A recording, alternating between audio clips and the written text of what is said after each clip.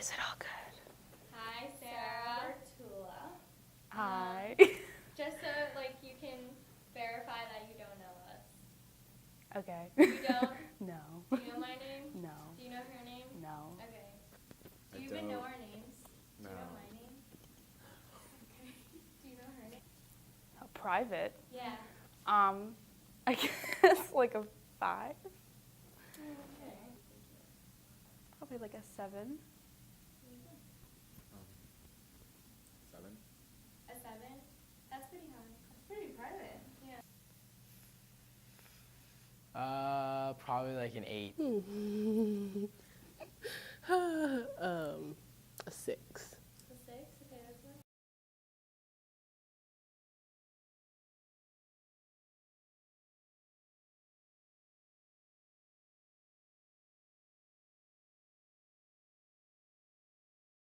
So,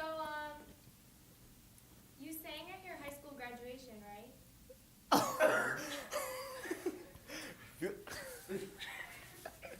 Yes. And you work at Bounce The Bounce U, right? in Connecticut? Yeah. So, for your Sweet 16, you had a really pretty pink dress, right? Mm-hmm. With beading over right here. Yeah. Yeah? How do you It know was so that? pretty. Yeah. And you got asked to prom with ketchup? Yes. We thought that was very interesting. Thanks. Okay. His name is Andrew Muckle. Oh God. Yeah. His birthday is January 16th. He's going to turn 22. He's already 22. Oh, he's 22. And you've been 5 years together? That's a long time. So on December 30th, 2009, warm bubble bath. Pure seduction. You know, I remember when I posted that on Facebook. No, because every day in high school, that was like my routine. Like, come home from school, and then I would take a bubble bath in pure seduction. Pure seduction. Pure That's what it seduction. is. I love it. And I would have my R&B songs playing, and then I would always write on Facebook. Like, when I go back on Facebook, I'm so embarrassed. I'm like, who let me have a Facebook back then? You went to St. Anthony's High School? Yeah. That's weird.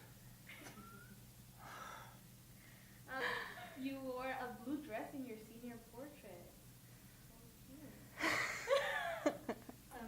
You have an Aunt Roberta, right?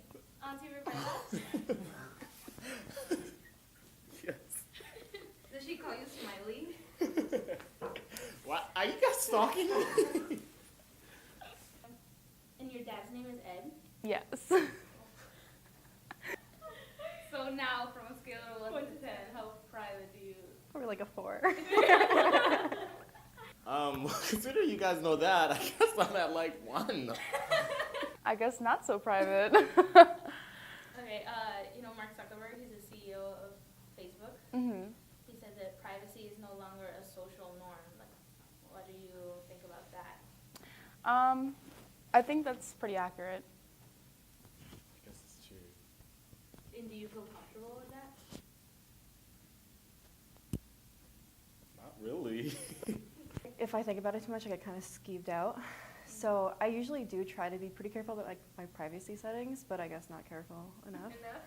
So I don't know. I don't like the fact that people can see that kind of stuff. So I'll definitely be going back on my Facebook, making things more private. Well, honestly, are you comfortable with it? Like, are you okay with us knowing all of this stuff about you? Or Not so much. no? No. Unless you are like my friends on Facebook, then that's obviously acceptable. But now that I know you and I didn't know you before, that's not okay.